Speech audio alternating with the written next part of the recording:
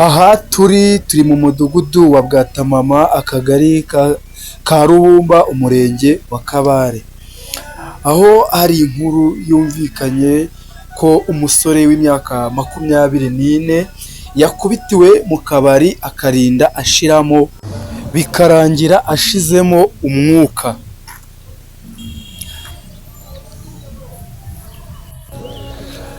Aba baturage mureba aha ngaha batubwiye ko yakubiswe bitewe n'uko yanyweye inzoga ya turbo y'amafaranga 1300, akababwira ko adafite amafaranga yo kubishyura azayabaha ku wundi munsi. Umva icyo abaturage bifuza. Nshaka kuvuga abatanze amakuru bayatanze. Jewe cyo musaba nta kindi. Muri abanyamakuru mwaje muza kureba ko urubuzo umwana wanje yapfuye. Usibye ko murabutaje utaraza. Ariko igihe uza kuba hari. None mukaru urupfu umwana yanjye yapfuye. Bamwishe. Nge ndashaka gitifu. Ndashaka mudugudu. N'abandi bari ku ruhande. Urumva bari ku ruhande. Nanyira akabari nyine. Ari we nyira bayazana ibyo byose babakurikirana babafunge, cyangwa ibyo byose naho bitaba umwana wanjye aguye muri Kirehe habaye inkuru twese naho bitagezeho, twese tumva amaradiyo ukuntu uri abishe n'umumoto bakamushyira hasi mu gishanga, uwamwishe bakamufata. Urumva naje numva uko nanjye umwana wanjye urupfu bamwishe nabo bapfa nk'uko umwana wanjye bamwishe. Nibyo jamafite byo kikabyo uyu duhamagara tukamwishyurira kuruta ko bamwicira urupfu. Rero ngiye cyo nifuza pe, mudukurikirane nk'abantu b'abanyamakuru, abantu bose babigizemo uruhare. Ikindi cya kabiri nari nibagiwe, nyirakabari atarafungwa nta mutekano, kuko nibi byabaye byarabereye mu kabari. Ubuyobozi bw'akabari ntibubikurikirane, ubuyobozi bw'umurenge ntibubikurikirane, ntihagire undi muntu wabikurikirana. Ni gute uwo munyakabari yaba uyu munsi akidegembya akiri gucuruza aho ngaho nk'umuntu nk'ibintu byabereye aho ngaho mu kabari? Ese dareka tuba ko ndataguye mu kabari, wenda abantu baje bagakurura bagakubita hari akagwa hari. Kuki uwo munyakabari batamukurikiranye kandi ariwe ntandaro? Cyicuye imbere y'ubuyobozi hagwazize nyirakabari, apfazize nyirakabari n'uyu muntu ataracyara aho. Kuki ibyo bintu nge ntabwo ndi kubyiyumvisha. Muri abo bose nta n'umuntu wafatwa. None twebwe ubwo mudufashe dufite umubabaro mwinshi. Gitifa nako mudugudu aje aha ariyo wowe wamutwaye akajugunya, ashaka kudushinyagurira twamurya rwose. Singiye ko kuba twamurya kubera umubabaro dufite. Mudufashe abo bantu rwose, nibashyikiriza ubuyobozi pe, babakanira bakwiye. Baduhemukiye nk'inshuti zacu. Numva nta kintu narenzaho. Abantu bashyamanya gutyo ntugire icyo ukora nk'umuntu w'umuyobozi. Iyo ufata uwo muntu wari utangiye kumukubita cyangwa ugafata wari gukubitwa ukamubika ahantu mu kagari ugatabara uwo muntu, kuko wari ufite ubutware bwose buhagije bwo kuba wakitabaza n'izindi nzego, habadaso wari ubafite. Iyo bafata uwo muntu cyangwa bagafata aho hantu bamukubitaga ugashaka icyo wakora nk'umuntu w'umuyobozi, ngo ngiye numvaga bitari bugere muri urwo rwego.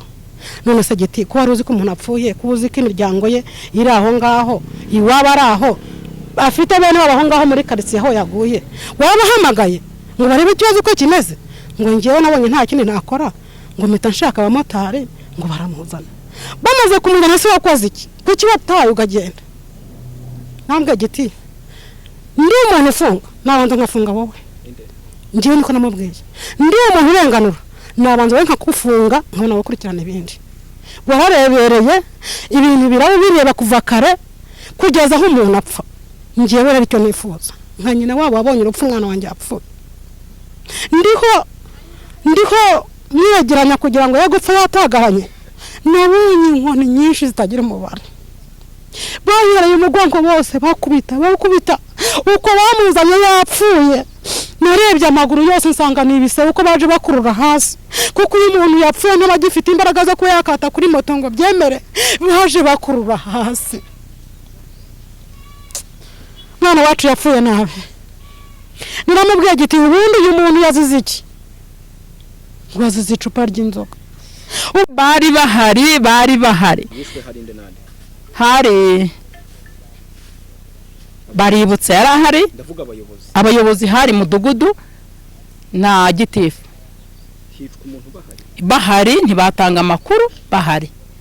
Babyikura bavuga ko batari bahari kandi amakuru gitifu twega twibwiraga ejo turi kwa muganga ibyo yavugaga ntago ari byo yongeye kuvuga. Murasaba iki? Ikintu dusaba turasaba kurenganurwa.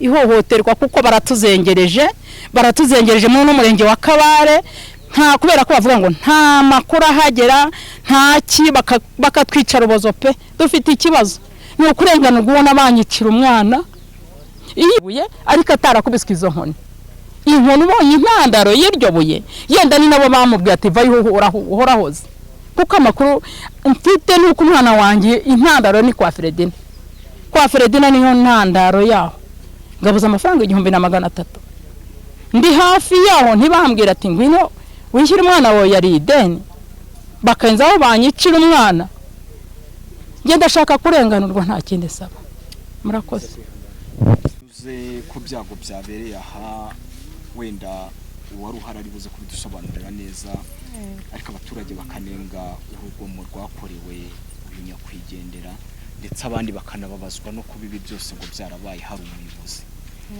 ibintu byabereye aha mwabinenze gute by'umwihariko niba koko n'uwo muyobozi yari ahari ese ubundi koko yari ahari nk'uko bamwe batubwiye twebwe rero nkanjye nabyumvise nk'uko namwe mwabyumvise ntago nari impari koko ariko mu by'ukuri ko muri kubyumva natwe niko turi kubyumva nanjye niko nabyumvishe ubwo rero nanjye uko bari kunenga nanjye ndi kunenga nimba abo bayobozi bari bahari koko nanjye ndabanenga ariko ntago nari impari kuko mwabyumvishe nanjye niko ndi kubyumva mugasaba iki kururwa mu umuntu ashobora gukorerwa urugomo akamukoza nkanjye ubwanjye mu gitekerezo cyanjye umuntu wese wabigizemo uruhare akaramuka agaragaye wabigizemo uruhare njyewe ubwanjye numva bamuzana natwe tukagira ute umuntu wese wabigizemo uruhare niyo yaba papa niyo yaba mama niyo yaba musaza wanjye kuko nakarengane ntango nari impare nk'ukuntu mbyumva namwe mwabyumvishe nimba ariko bimeze uwo muntu wese wabigizemo uruhare mwakagombye kumuzana tukamubona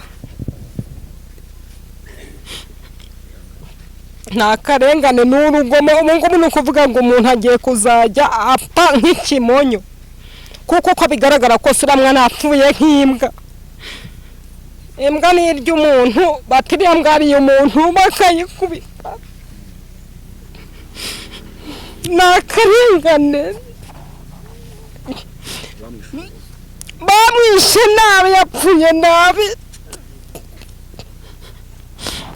gusa icyo asaba umuntu wese wabigizemo uruhare yaboneka bakagombye kumudushyira imbere nk'abaturage natwe makuru ngewe numvise ntago nari impari uko mwayumvise nanjye nuko nayumvishe numvise ko umwana ngo yagiye ngo akanywa icupa ahantu ngo ry'1300 ngo birangije bamajije amafaranga aravuga ati nzayabaha ejo nibyo numvishe birangije nyiri kumuha inzoga ngahita ahamagara umugabo we umugabo ahageze umwana nibwo ngo bamujyanye mu gikari baramukubita nubwo bavuga ngo nibuye we yasohotse bamaze kumunoza bamukubise mu gusohoka akishyuhiwe amaraso akiri kumurya atarahorerwa nibwo ngo yatoye ibuye ararijugunye uri kwepye nato rinda ari mukoce ariko kandi wari mukoce ibuye urumva umuntu ari yapfuye kuko n'umutwe bawucaga ku muntu bamara kuca ku muntu kagatwe kakagenda kavuga muri make amagambo yanjye nayo icyifuzo cyane nifuza umuntu wese wagize uruhare mu rupfu rw'uriya mwana naramutse abonetse akagaragara gutya tukana nk'ibintu bimutwereka bakamuzanye hano natwe murakoze nuwuhe niba wari uhari yego ngwino nta kibazo yego ko nta muntu muri iki gihugu wemerewe kuba yakwica umuntu kabone n'icyo yaba yakoze cyose, urugomo rwakorewe aha umuntu akambura undi ubuzima, aho twanyuze hose ko banengaga imyitwarire yagaragaye aha, ni ikintu mwakiriye gute ariko nanone musaba iki inzego zibishinzwe? Amazina yanjye nitwa Iradukunda Jane, uwo witabye Imana ni musaza wanjye, yitwaga Sekamana Janvier, afite imyaka 24, yavutse 2002. Njyewe muri make ntago nari mara, ariko njyewe mfite amakuru mfite nayahawe n'uwarushi n'umudaso, yayahawe n'umuntu wari uhari. Njyewe amakuru mfite, uwo musaza wanjye yatse inzoga $1,300, bamubwiye ngo niyishyura, arababwira ati nzayabahejo. Bamukuramo inkweto nshyashya yari yambaye ngo zizishyura iryo deni. Iyo nzoga yarayihawe n'umugore wo mu urwo rugo.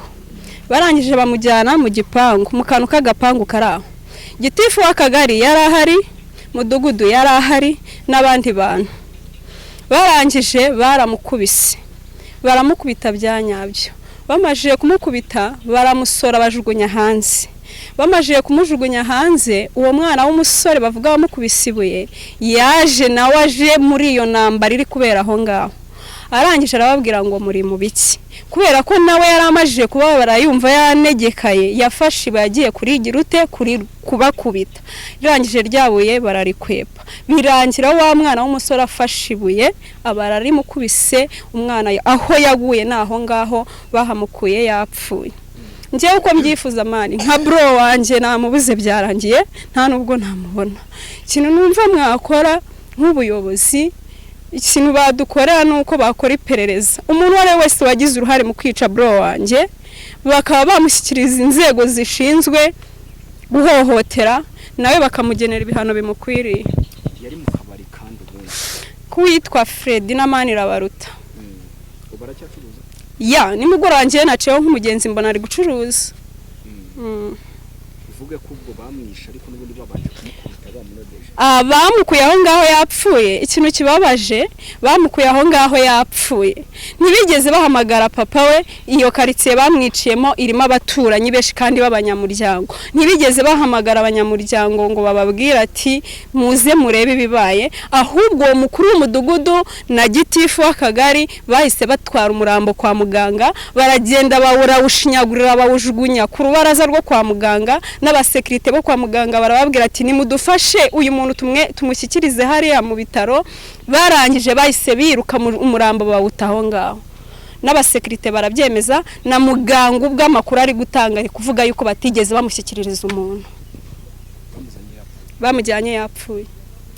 Abaturage batubwiye ko hari ubuyobozi, amakuru mwamenye ko ibyo bintu byabaye hari ubuyobozi bwari buhari n'igitifu nuze na mudugudu bari bahari bari kumwe maho ngaho mu kabari. Kandi na gitifu nawe ariyemerera ko yari ahari, ariko ngo yabonaga ari ibintu biri burangire. N'ubuyobozi twebwe turumva yuko umwana wacu baramugambaniye, umwana wacu aziza akarengane, noneho yishwe kubera n'abayobozi. Nimba uguti umuntu bamwica abayobozi baraho ngaho, ni yihe mpamvu? Nukuvuga ngo tugiye kujya dupfa twishwe n'abayobozi batuyobora. Yishwe gitifu ahari na mudugudu w'akagari. Ya sinibaza nimba ari no mu biro ubungubu, nje ntago ndi kubyumva neza. Nakundi mwongere mwihangane, ariko mutubwire ubundi iyi ncamugongo, inkuru yaciye abantu imigongo, yabasanze he, yabagezeho sangahe? Murakoze. Je nitwa Makabategereza Vestine, umwana wanjye yavutse 2002. Yewe ari ku cyumweru nagiye gusura umuntu wavunitse, birangije imvura iragwambura ukuntu nza, bakomeje kumamagara network zanze, ubwo byararangiye ngihomeza ndaryama, ngeze ngo sinzi ukuntu bampamagaye, barambwira ati Janvier bamwishe. Janvier bamwishe yazize iki? Ati Janvier yaguye kwa Fredina ngo yaguze inzoga yitwa Turubu $1,300.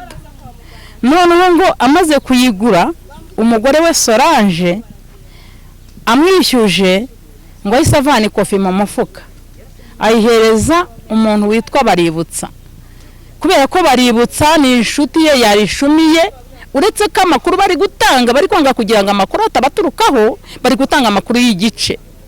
Byararangije Baributsa amuhereza iyo kofi, akonkumu yasanga nta mafaranga arimo. Baributsa ngaravuga ati nta mafaranga arimo. Byararangije noneho ngabona Feredina, we ngo umugore yahamagaye Feredina, aje Feredina kimara kuza yaraje, ahageze abona Feredina ashaka kuza amusatira ngo yavanyemo inkweto, agira gutya azihereza ngo witwa Baributsa, uko yashakaga kugira ngo za nkweto zijye he zisimbure ya turuba. Byararangije Feredina ubwo nta kintu ngo batangiye bakubita, barakubise pe. Feredina nawe nyiri kabari, ariko hari n'undi muhungu nawe yari ahari kandi nabo uretse ko nibuka izina ry'uwo muhungu nawe bari bahari mari benshi. Byararangiye Feredina amaze gukubita kandi gitifu na mudugudu bari bahari, aho yiciwe bari bahari, uretse ko gitifu yanze gutanga amakuru avuga ko yari ahari muri izo saa tatu niba ari saa 4 yari ahari. Gitifu w'akagari na mudugudu yari ahari, uretse ko banze gutanga amakuru bavuga ati ikibazo kitaduturukaho. Byararangije ubwo Feredina bamaze kumukubita bakurubanaga bajyana hanze, bagejeje hanze. Solange avuga n'umushaka mu kici, abantu bari bahari bakinze amarido hakurya y'umuhanda kubera ko hari amatara, bo barabarebaga ariko bo ntago babonaga ko bababona.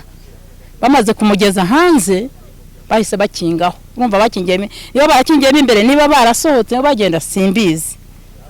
Byararangiye Feredina unako umwana kimara kugera hanze yabonye umwana witwa Ifuta, amaze kuhagera ko yari afitanye akabazo, ibyo bashyamiranyeho baterana amagambo kubera ko namaze kumubona sinzi, yahise atora ibuye wa undi wanjye Sekamana, aritoye aritera uwo ngo Sekamana nakaritera Ifuta, none hari muteye ntiryamufata, none Ifuta ahita afata ibuye, nibwo yari kubise ahita ari mukubitana muri Nyiramivumbi.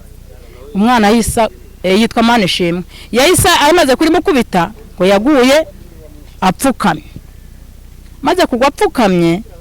Byararangiye ngo Feredina yaraje, yari afite inkona ariyo yamubagishaga ngarahirika ko busengo yapfuye, ngo busengo abaye kibamushinyagurira, bamushinyagura mwicurubozo.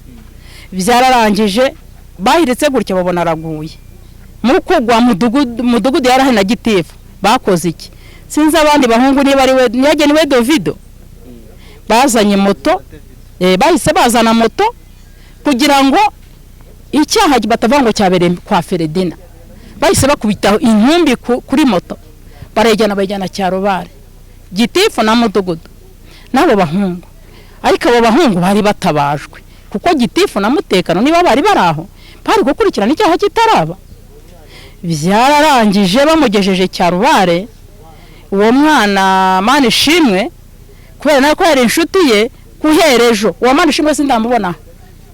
Byararangije ngo ageze Cyarubare nyine babona byarangiye, akajya avuga muganga no watwiheraga amakuru ngo koko ngo Poteni arapfuye, ngo Poteni yapfuye.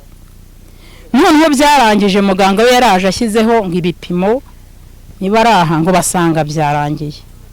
Basanze byarangiye, abo bahungu ntuze Barishimwe sinzi n'undi muhungu bari kumwe bahise biruka bamuta kwa muganga, ntibigeze bamujyana mu bitaro ngo bamujyane umuntu uze mu bitaro imbere, bajugunye aho ngaho bariruka.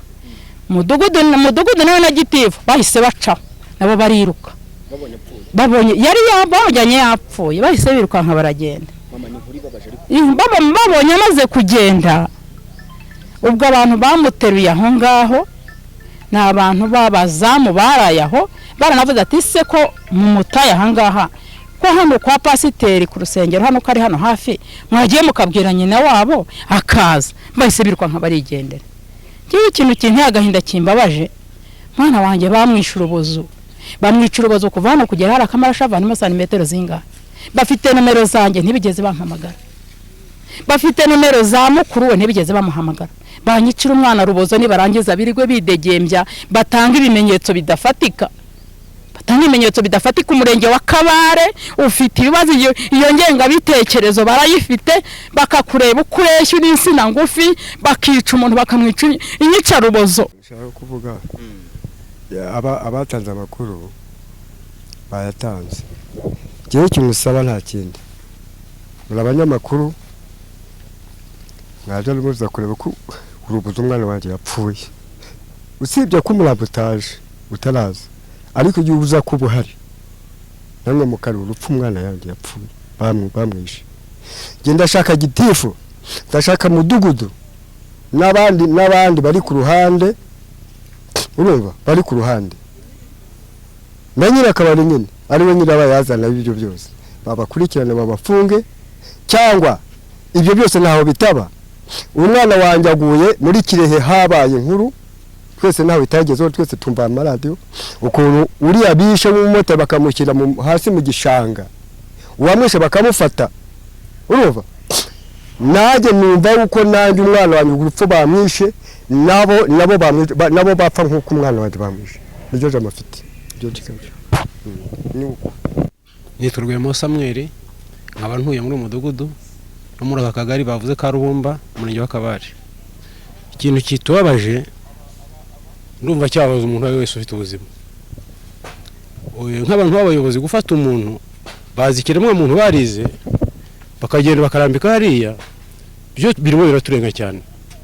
Hari ikindi bakagumye kuba bakoze izo mpanuka zari zabaye, kandi urumva ko ahaneze zabaye bahari, ariko none bamujyanye nibura kumye bakagira bakanamurundarunda nk'umuntu, urumva bamufashe nk'imbwa niko navuga. Kandi nimwe ikigiye numva ifatwa mu buryo bw'uko kiremwe nk'uko Imana yakiremye. Ubwo rero ikintu abanyamuryango b'uyu mwana dukeneye twese n'ubutabera, natwe tukabona ko turi abantu. Bikimeze gutya twabona ko tutari abantu kuko tutarenganurwa, hako hazamo kurenganurwa ubutabera tukabubona, natwe biradushimisha. Nge nicyo navuga.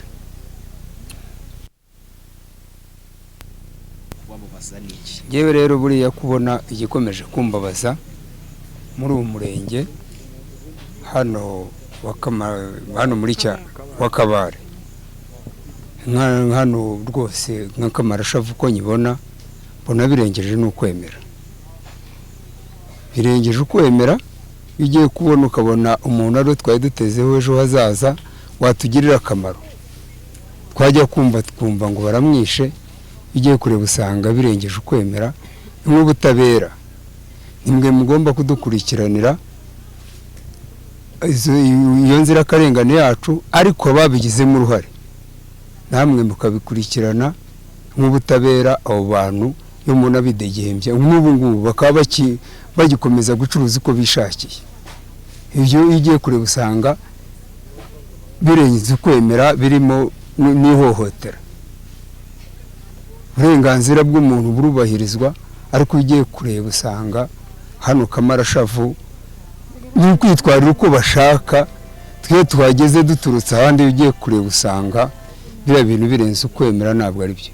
Nanjye nimugoroba nagize nditegereza mbona biriya bintu bidakwiye.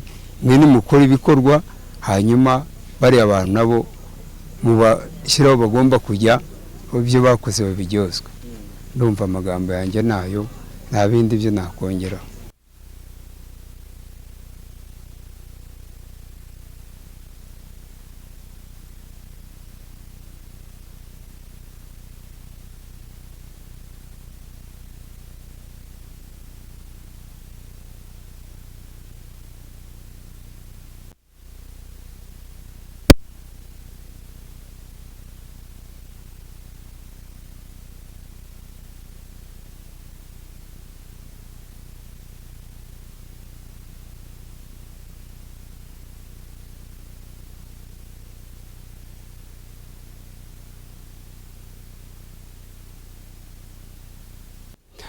icyifuzo nuko twebwe mwadufasha mukarenganura uwo muntu nubwo yitabye Imana byararangiye, ariko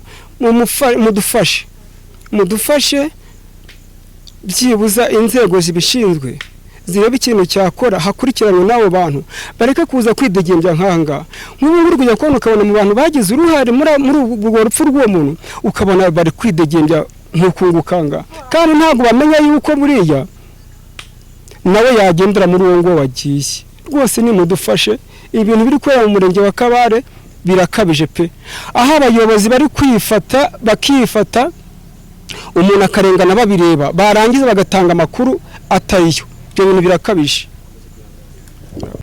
Njye amazina yanjye nitwa Ngendayo Janvier. Ibi bintu bikunda gukorerwa mu murenge wa Kabare ni ibintu birenze. Ibi ngibi ntabwo ari ubwa mbere bibaye, ari n'ahandi bigenda biba. Uko njyewe bambyukije saa 8 z'ijoro bambwira ko ngo Janvier apfuye.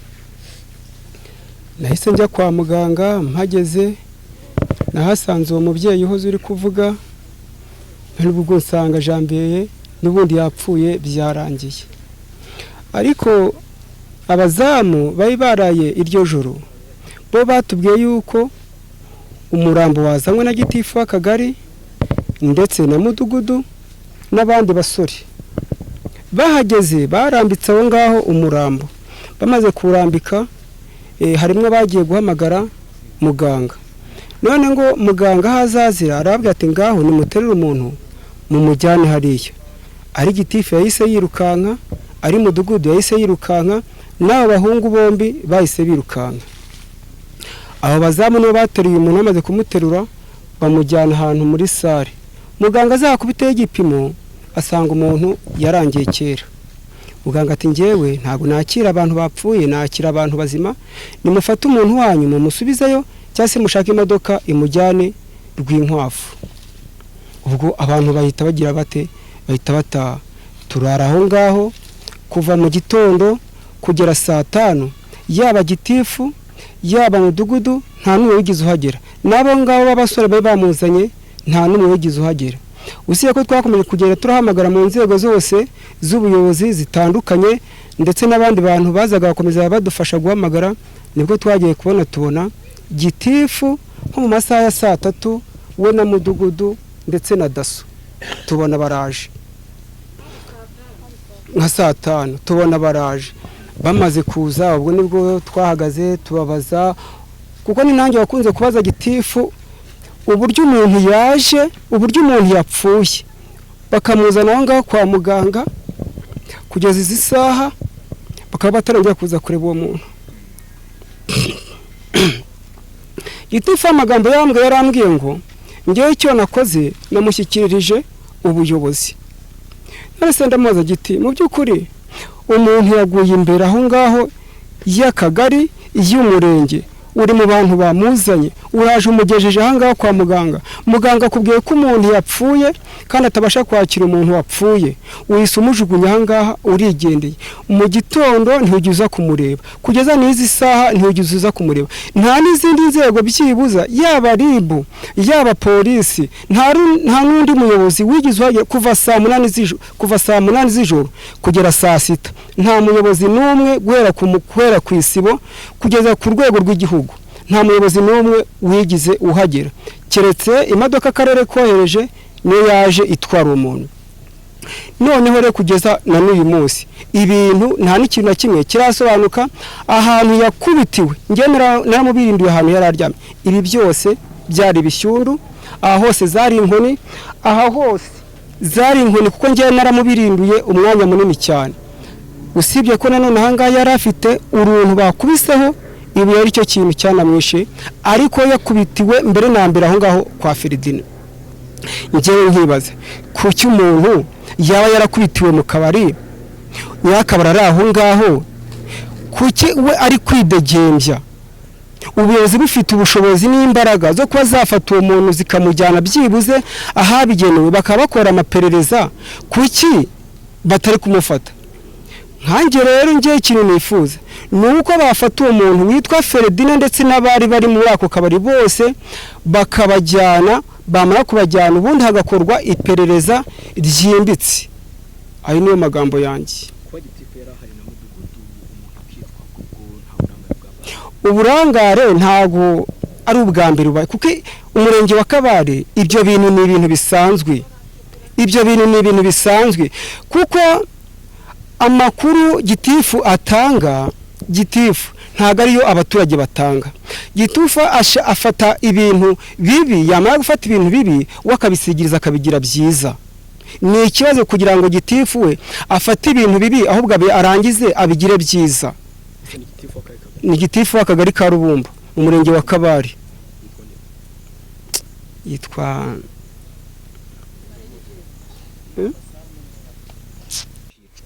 by'umwihariko n'ubuyobozi buhari n'ibintu mwakiriye butari ko munasaba inzego z'ubuyobozi zisumbuye. Ni inkuru irenze kuyumva biragoye ndetse no kubyakira ni ibintu bigoye. Ubwo rero kuba umuntu abibona gutyo ukabona wumva ngo runaka yabigizemo uruhare, warangiza ukabona bimeze gutyo, uri kumubona kandi nta muntu uri kubikurikirana, nta uvuga ati wenda se reka tube tubakusanyirije hamwe, nyuma y'igihe tube dukora iperereza bizarangire gutya tubimenye. Twe ubwacu kubyakira byanze ni ikibazo pe, ndumva ari ibyo. Yiciwe imbere y'ubuyobozi, barangije baranamutwara rero bamujyane kwa muganga, bamutayo gutyo. Abamusanzeho bamusanga ameze gutyo, nta wundi muntu banari kumwe, byibura wenda ngo basange se mudugudu cyangwa se uwo gitifu bari kumwe, aho ati dore umuntu wanyu byagenze gutya. Nta muntu wigeze utanga amakuru ngo byagenze gutya musanze kwa muganga, bamusanze wenyine. Nuko bimeze. Yego. Dahari ako kanya umwana akimara kugwa hasi gitifu yaturutse he? Komba byabaye ari ninjoro. Icyo gihe yari ku mutekano. Daso nahari, ushinzwe abadaso nahari. Icyo nibaza gitifu niba atarahari yaturutse ako kanya. Wowe wabyakira gute? Ibazo wakakurengeye ari we ugushyizeho utakagomba kujya. Ageze kwa muganga kitubwira ko bari bahari, nuko bari no mu bambere bamujyanye akagera ku kigo nderabuzima.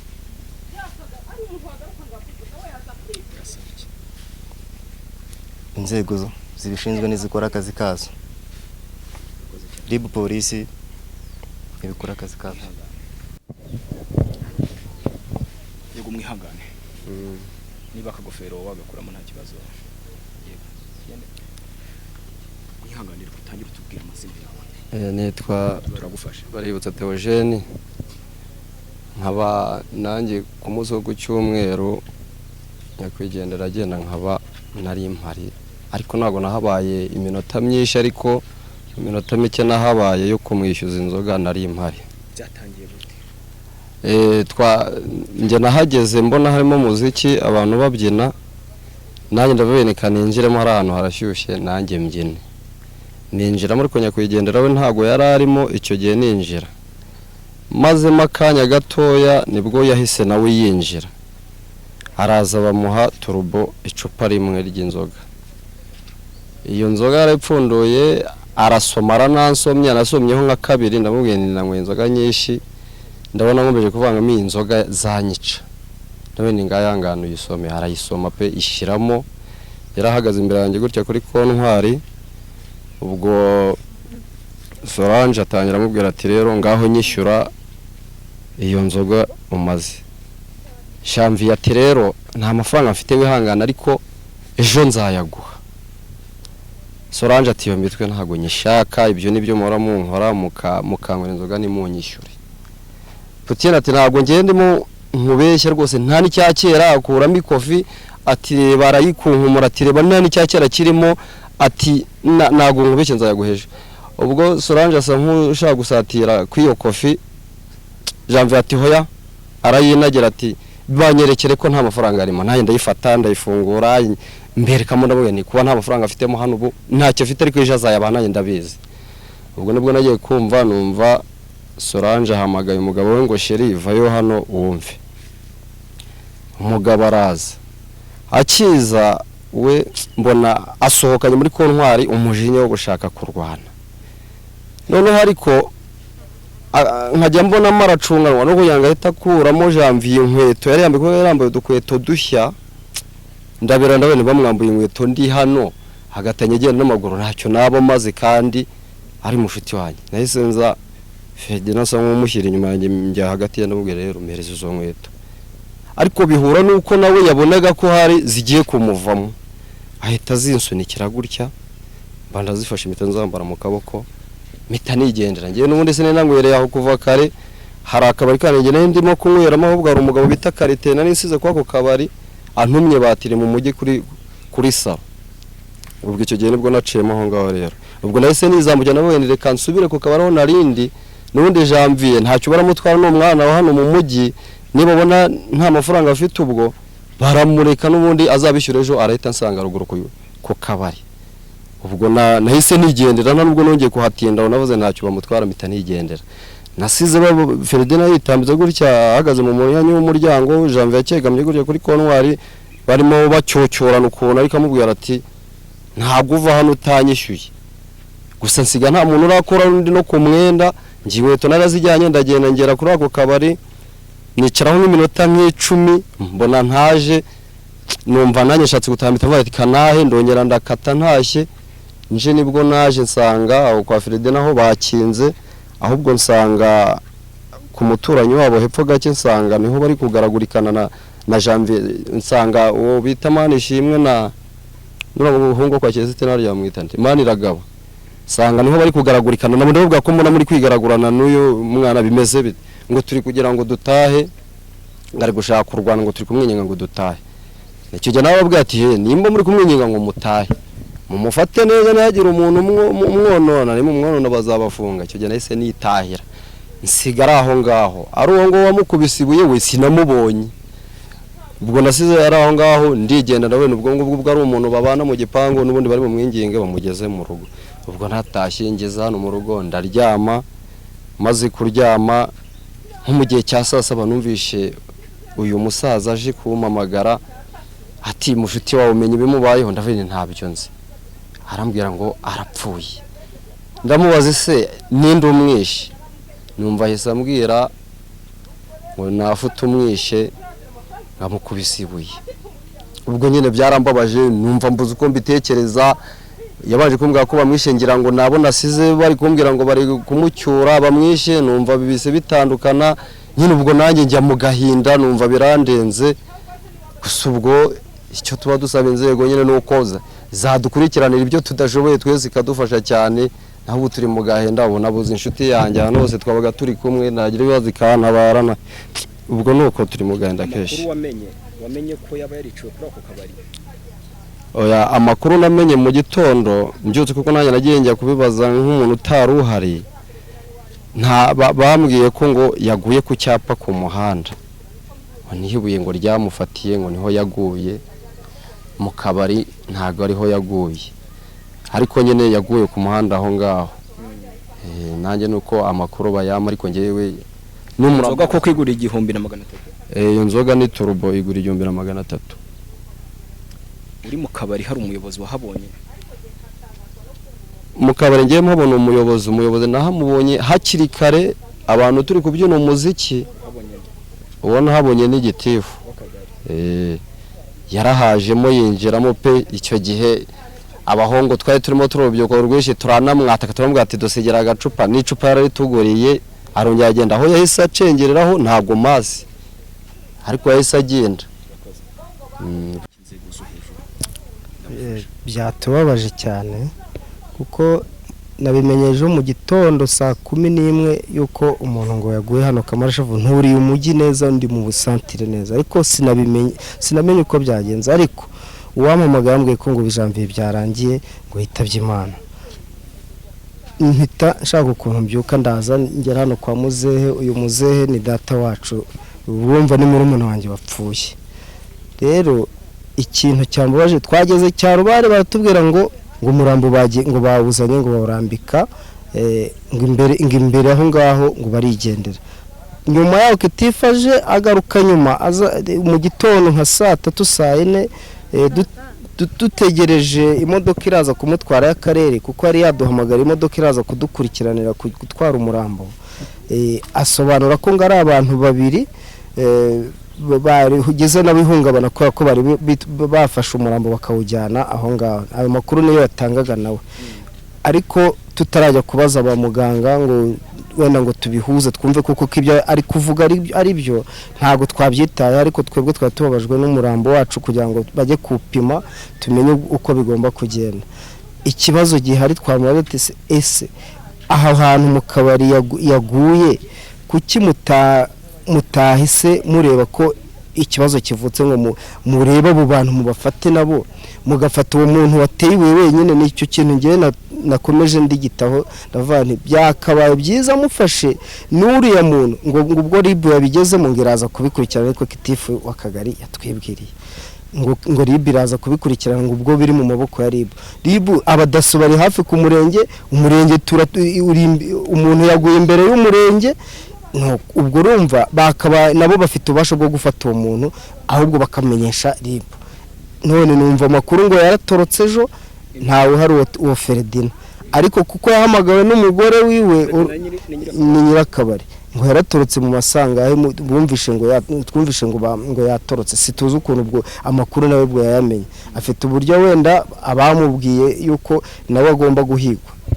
Ni ibyo bintu byatubabaje, bakabaye barashyikirijwe inzego z'ubutabera nabo hakiri kare. Uwizi ko wese yamukubise nawe agashakishwa n'inzego z'ubutabera kugira ngo nabo baryozwe uriya muntu, kuko ni ikiremwa muntu, ntabwo umuntu yihanira, ahubwo umuntu agira gute, umuntu ashyikirizwa ubuyobozi bukamufasha kugira, kuko icupa rimwe ntabwo ryari gutuma bagira gute. Satani ntiwamenye uko itera, ariko ikigaragara nuko ubutabera rwose butwinjire muri iki kibazo, mudufashe turebe ukuntu uyu muco wacika nyandagazi. Ni ibintu bibabaje cyane. Murakoze.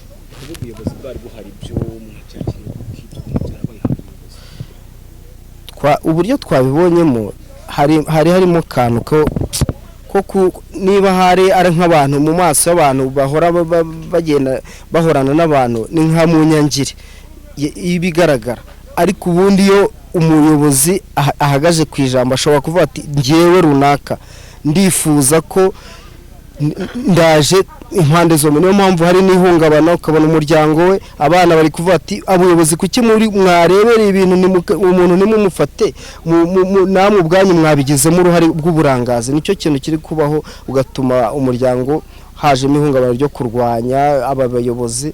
Uri nk'uriya mukobwa mumaze kuvugana yaragiye kukubita mudugudu, turafata ati mwagiye mwebwe mwatwiciye umwana, kubera ko ubuyobozi bwari buri kumwe nabo hari hafi yaho ku murenge, begereye umurenge, ako kabari kegereye umurenge, bakabaye bakurikiranye abadasobarara ku murenge. Ubwo rero iki kintu cyo kudaha agaciro umuntu ngo baze barebe umuntu bamufashe kugira gute kumukiza, icyo kintu cyabayemo uburangazo umuntu iyo bamukiza mbere y'igihe aba yarokotse rwose, ntabwo aba yatewe iryo n'iryo buye. Murakoze namwe. Ko twanyuze abaturage cyane cyane banenga